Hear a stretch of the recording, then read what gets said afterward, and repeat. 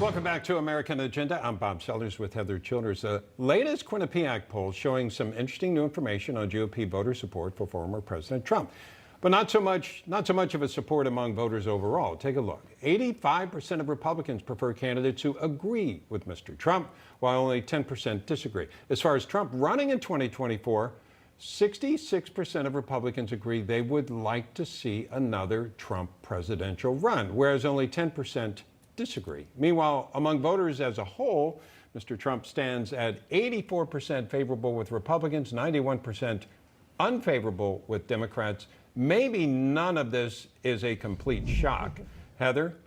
Yeah, I was going to say, not shocking at all if you've been listening to what people have been trying to say when they're not censored on social media.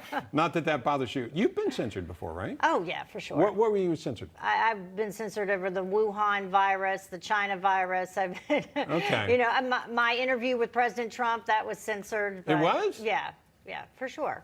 Oh, okay. The one you had here? Yes, absolutely. Okay, sure, that makes sense.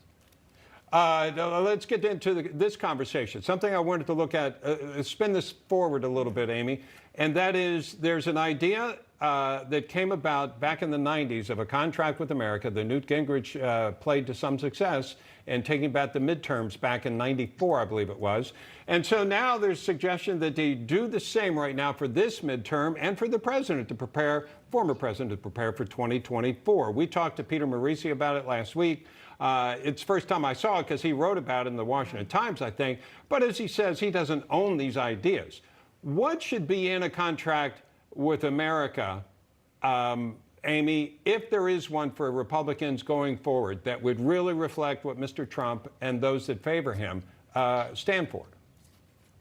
Well, I think the polls that you just showed actually answer your question. I think the majority of Republicans and even independents and soft Democrats, they liked the America First policies. So I think the fact that we now have the Biden administration that's reversing virtually all of those, and we're now feeling it, and it's hurtful and it's painful. I'm hoping that this is a hard lesson learned and that we go back to having a Republican at the White House. Now, I actually put Republicans into three categories. And starting with the majority, I believe that you have Republicans who liked the America First policies, but maybe weren't comfortable with President Trump's personality. That's the biggest group. Okay. Then you have those who loved his personality and his policies. He could do no wrong. Then you have those that are establishment, and that's the smaller group. So we unfortunately have to get those three back on the same page, or at least in the same book or the same library, and then I think we'll be okay in the midterms. But you know, to that end, I've always asked the question, can the Trump supporters win without the for lack of a better term, Romney supporters? Can the Romney people win any elections without the Trump supporters? So I like the way you broke this down into three. I think that's really well done. I can answer that. The Romney supporters cannot win without the Trump supporters. Oh, no, of course. Exactly. Of course Vice versa, no. I think it's doable. That's why I'm asking the question. So what this would do, a contract with America, would actually bring them all together, that you could maybe agree, and I'll go to how on this. The original one had term limits and a balanced budget. By the way, there was a balanced budget for 4 years in a row in the end of the 90s. Even though it was a Democratic president, it was a Republican Congress. And Newt Gingrich is the one putting together this contract for America right now Trump. with Mr. Trump. Yeah. How? Yeah, I think it's a smart idea because right now, one of the things they can say in this is that, you know, you can't put America first if you don't love America. And if you think America is a systemically racist country that needs to be fundamentally changed, you're not going to be putting America first. So I think America first is definitely going to be the underlying theme, and that's going to go back to, look, we're going to approve pipelines in this country and not just approve them for Russia and Europe. We're going to help the middle class in this country by not raising their taxes and by helping them get back to work and opening up the economy fully and not doing all this nonsense from the top down. I mean, I think getting government out of the way should be one of the main themes, and letting the American people have their lives back. Yeah. But I tell you, I think that ultimately President Trump's approval ratings, those matter tremendously because he makes a difference, especially in primaries. So everybody in a Republican primary wants his endorsement, and those that don't get it have a really hard time. You know, I would add a closed border, Stacey. to a list of anything that would be on a contract with America. I guess we're trying to, how do you get all those three that Amy's describing together, even knowing that there's nobody more popular within the party than Mr. Trump? Well, so Bob, there's something that we have to kind of take into consideration, and Amy's analysis was excellent. Hal has made excellent points about, the direction. But can we just acknowledge the fact that a huge portion of the unpopularity of President Trump was a function of the mainstream media and their relentless attacks on him? Yes. Most of which were baseless, and a lot of which was propaganda and lies that were made up as talking points that were repeated incessantly in unison on media. But it'll continue. It'll continue. Down. That's the problem, right?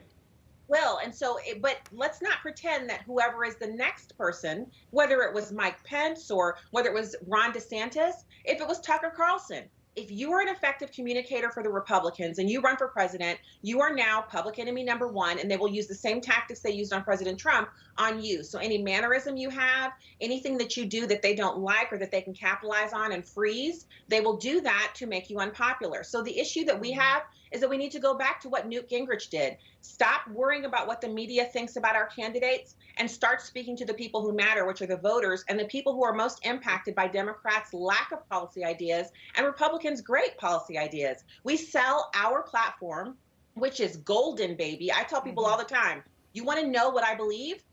After you take a look at the Bible, set that to the side because that takes longer. Look at the Democrat Party platform. Look at the Republican Party platform. When you're done with that, you'll understand why I'm supporting Republicans, not because of who they are or the sweater vests or Mitt Romney, who, in my opinion, is not a Republican. I'm supporting it because those policies most closely match up to a worldview that values all people, women, babies, old people, and it makes Americans more free. Yes. It makes us safer. It makes us stronger.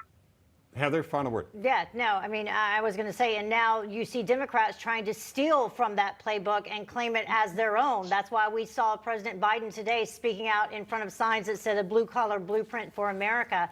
And when it comes to who it was actually working for, hard-working Americans, I believe that it was the Trump administration, and I believe if they have this contract with America, point out to people how they benefited them and how the former president is going to be working with the 2022 candidates coming up, that is going to go far. I think the idea is going to go somewhere, the contract with America, another one.